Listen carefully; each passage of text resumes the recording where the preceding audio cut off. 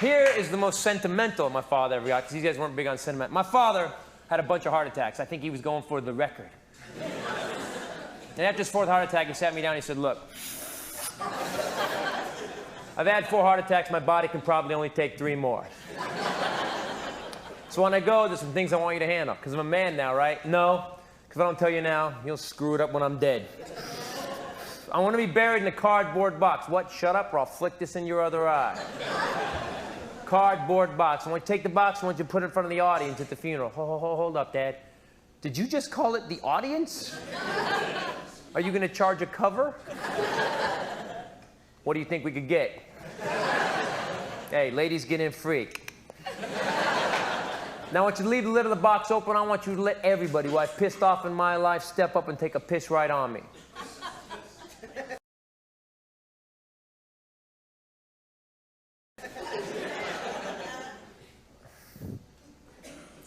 What kind of music do you want with that, Dad? Blue Eyes Crying in the Rain by Willie Nelson. Okay, Dad, let me get this straight so I don't screw it up. While we're at your funeral, and it's ladies' night,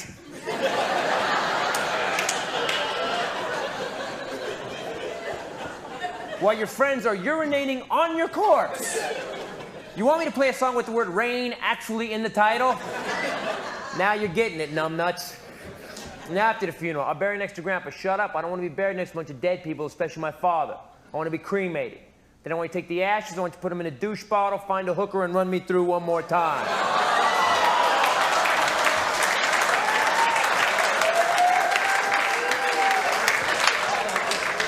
On my children, I did not write that. I am repeating it. And it's one of those things when you hear it, you go, oh!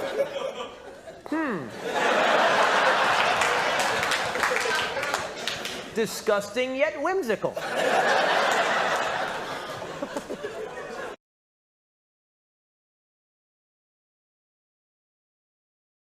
Phone call, and this is verbatim how I hear my father pass. I pick the phone, guy goes, Mr. Titus, Newark Police Department, your dad's dead.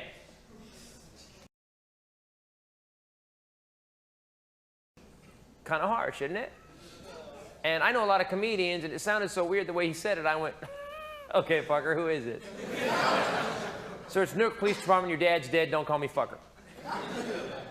And although we had been expecting it for a long time, you are never ready for something like this. And my brain kind of snapped, and I went into denial, and I said, poke him.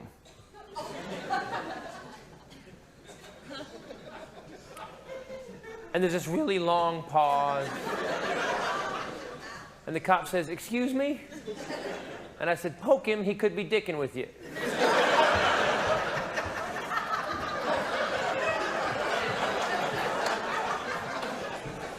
And there's a much longer pause. Sir, we've poked him, he's not dicking with us. And then I said something that sounded so wrong, and I did not mean it in the way it sounded. I said, is the Viper okay? Because I thought I'd given him the death call. I thought he flew off a cliff or wrapped around a tree. I thought it was my fault, but the cop didn't hear that part of it. He goes, sir, your car is fine. Again, it's your dad that's dead. Shall I poke the car, sir?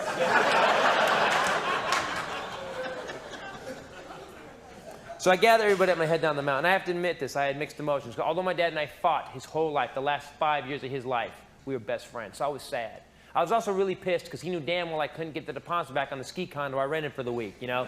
It was like his final F.U. to me.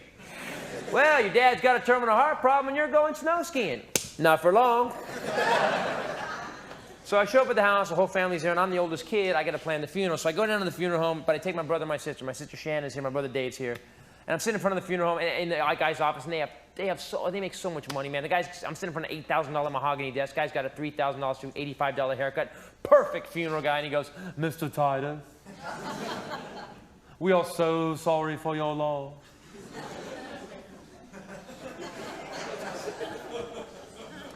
Did your father have any specific wishes on how he wanted to be buried?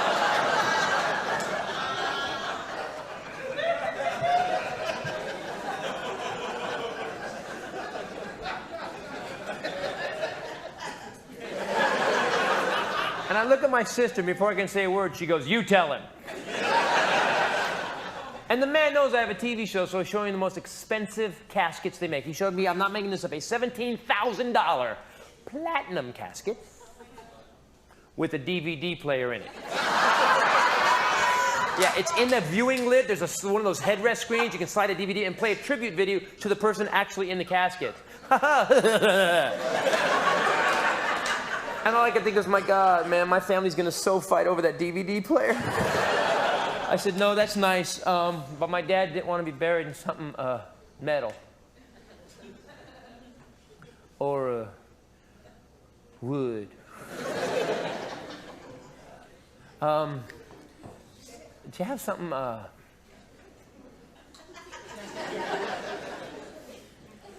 corrugated? Pardon me, sir. Cardboardy-er. Excuse me, cardboard. My father said he wanted to be buried in a cardboard box. And the man had obviously never heard this sentence before, man, because his face went into like an epileptic seizure. Frankly, it looked like he tasted butt, man, because he went...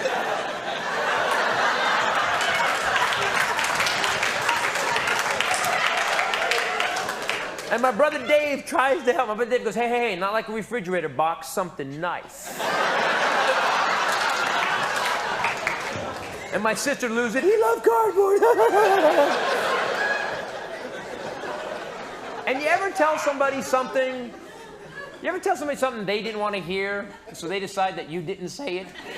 He just pushes the expensive casket book aside, takes out the Walmart casket book, and starts flipping through that one. And I'm going, no, no, no. We get down to the cheapest casket you can buy, which is basically a slat crate with Home Depot burned in the side of it. And I got pissed. I said, look! My father said he wanted to be buried in a cardboard box, then we'll talk about the cover charge.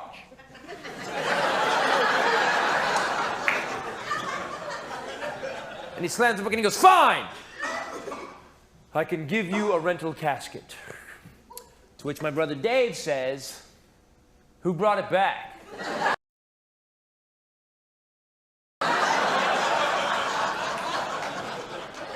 Which is a genius question, by the way. But the guy gets the butt-tasting look on his face again. And he goes, no, we have caskets for situations like these. Looking at me like cheapest bastard in the world situation. Well, the end of the casket opens up. We take your father, put him in a cardboard liner, slide him in and close the end on him. So now my dad's in this huge Pez dispenser. Great. And we had the funeral. And my dad's best friend Bob said to me, Titus, that was the best or worst funeral I've ever been to. Because number one, standing room only, packed to the walls. We made about $2,000 on the door. And everyone got up and told an honest story about my dad, not some BS, this was the greatest man ever. Here's one of the stories. They used to go houseboating every year, and all they would do was drink all day with a bunch of firemen buddies. My dad hung out with firemen because he smoked in bed. They would get hammered, sleep on top of the houseboat at night, and during the night, instead of peeing in the boat, you know, in the head, they would just pee off the top into the lake. Well, one night my dad gets up 8 times, hammered, steps on everybody, pees off the boat like 8 times, and they get up the next morning, look where my dad had been peeing. All night my father had been peeing off the top of the houseboat into the driver's seat of his own boat. That's a beautiful story, isn't it? It's beautiful. And there was 10 stories like that, man. So here's the funeral. Hysterical laughter, weeping. Hysterical laughter, weeping. And it was beautiful and offensive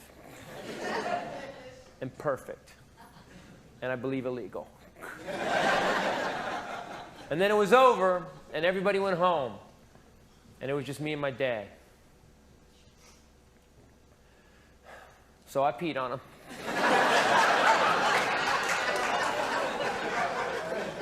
But now I'm freaked out because I got to find a hooker, you know? And if I'm asked for the normal stuff, it's already going to be weird. But now I'm getting out of the car in an alley. You know, I got the whole family getting out behind me.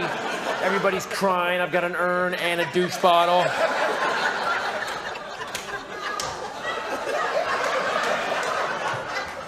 Lola, is it? Yeah, we want something a little freaky. And I couldn't go through it. I called my brother and sister. We had a no douche meeting. I said, I'm not doing this. So we came up with a compromise because we still want to honor my father, right? So here's what we did. We took half his ashes, spread them at various Victoria's Secret dressing rooms around the country. The rest of his ashes went to Caesar's Palace in Lake Tahoe, Nevada, because my dad was a huge gambler. He's one of those dads who had a little quarter jug. He'd fill it with quarters to the top. And when it got to the top, he'd take his little jug to the casino, you know, and then he'd take like 10 grand out of the bank. And casinos have a lot of rules. One of the rules is do not spread your father's ashes amongst the casino patrons. So my brother, my sister, and I walk into Caesar's Palace, 7 p.m. Saturday evening, pockets full of dad. And I walk to the back of the casino, I get an aisle that goes all the way across, and I start walking down, and I start flipping out my father.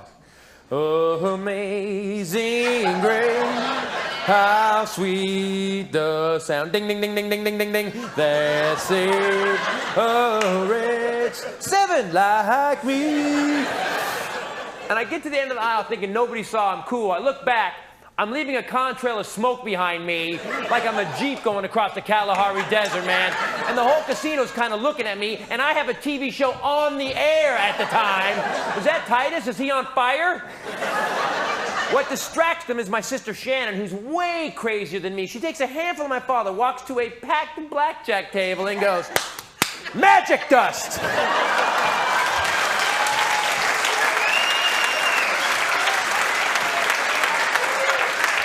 And now there's this cloud kind of hanging, and the pit bosses start walking over, and I'm just stuck to the carpet, man. I don't know what to do, man. I'm frozen. I'm freaking out, man. And this is the weirdest thing I've ever been involved in, and I've been involved in some pretty weird shit, man. And I couldn't move, and I thought I was having a stroke because my heart was pounding, and all sound went away, and I swear to you, the only thing I could hear is my father hysterically laughing. And I knew he was there, because as the cloud settled, and parts of him dropped into people's drinks.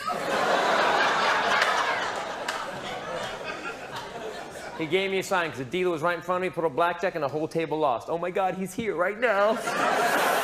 That's what happened to him every time. That's why I went to community college.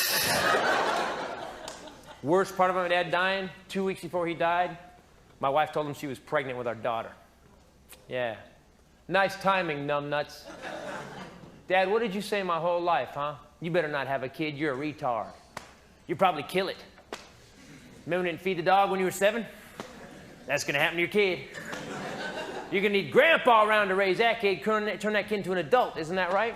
And what happened, huh? What else you stuff up my ass my whole life, huh? Step up or step aside, right? Step up or step aside. And what happened, huh? World's coming apart, I got 2 little kids and you're not here. You stepped aside. That means I gotta step up.